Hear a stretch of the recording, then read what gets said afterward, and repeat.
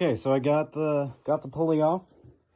Now, for those of you who just thought I was gonna cut the crankshaft, look at this. Still intact. I might have nicked the crankshaft. I think I did. I don't know where. Just barely. I didn't do it any more harm than it already had, because it was already kind of worn down right there. There was a little wobble in the last attachment. So what I did is that I just cut the set screw in half. It's like that. So yeah, Zachary, you're gonna be, I know you were getting pissed there for a second. So were probably quite a few of you. But I decided to try and get it off anyways. So let's continue with the disassembly. So the next thing to do, I've already got the oil pretty well drained. The next thing to do is take the oil, the sump off, the base off, and take this damn brake off and the muffler, take it all apart. And we'll go from there. I'm gonna go inside for a bit. It is hot in here.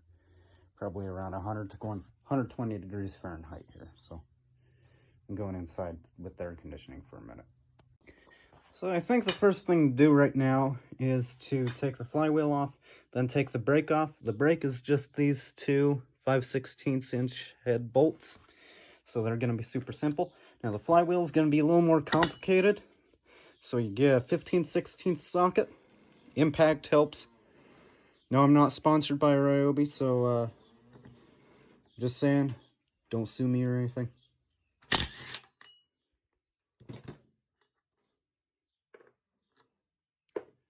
Then,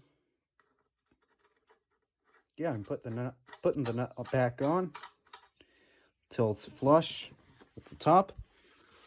You can pretty well see it's flush. Pretty close, about there. Then you get a pry bar under the flywheel and hit this squarely with a hammer. And it'll pop right off almost every time. But first we're going to take the brake off because that'll interfere. Okay, here we go. Got my, put the impact on the floor. There. Then we're going to pry up where the brake was, where the flywheel brake was. We're going to pry up at that spot. We're going to put a knee on the other side.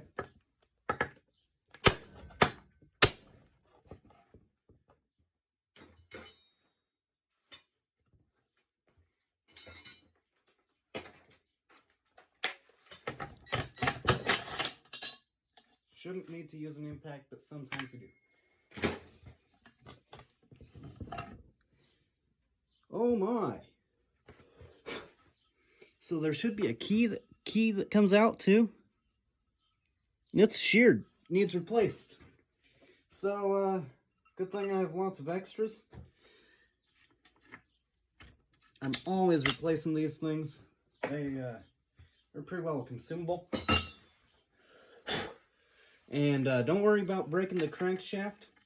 I've only broke one crankshaft doing this in my life, and that was on a Honda. I'm not saying Hondas are bad. Hondas are flipping great. I'm gonna run this up and down a couple times.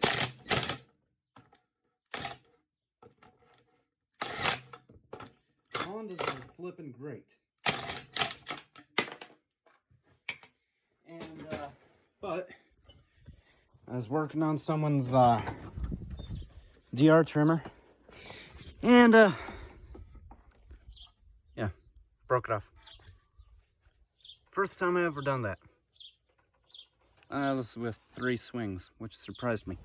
I have mushroomed them, I've bent them, I have mangled them beyond all recognition, but I've never broke one till 4 days ago. Maybe a week ago. Now, we can take the muffler off, which is just these 2 bolts here, and pry out the tabs first.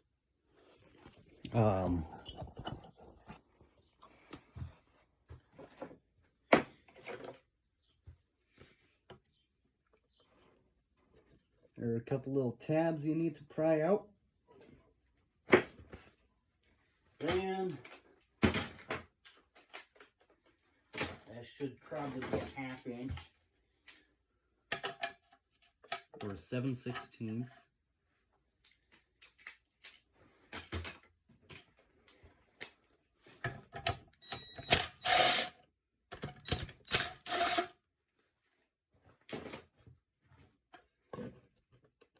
And normally the motor just pops right off like that. You take the head off, which is going to be a bunch of 1/2 inchers.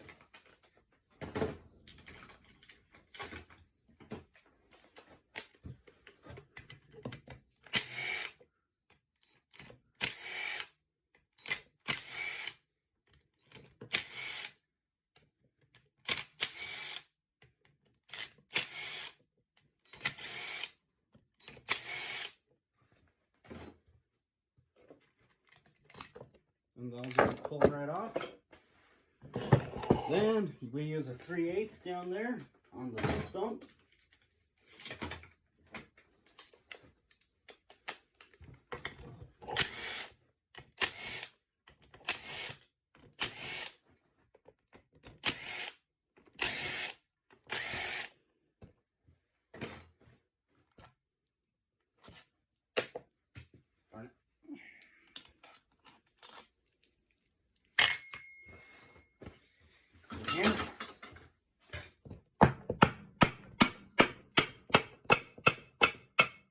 Yeah, you should normally clean these before you disassemble them, but I ain't all that concerned about it right now. We're gonna be doing a major clean out on this when we put back together. Sump just pulls right off. Then we have the splasher. Now this is going to be our issue here. This is going to be our big issue. Why? Because this was designed to fling oil from the pan up. Now, normal Briggs, horizontal shaft. We have our camshaft there. We have our cam gear there. A little gunk in there. Normal Briggs, a normal horizontal one, has a little piece of steel that comes off the rod and splashes oil up like that. Now with this one, there's just a little sling that spins super quick right here, and that's how it gets lubed there. So kind of different. So we're gonna have to change that or something. So let's give her a whirl, huh?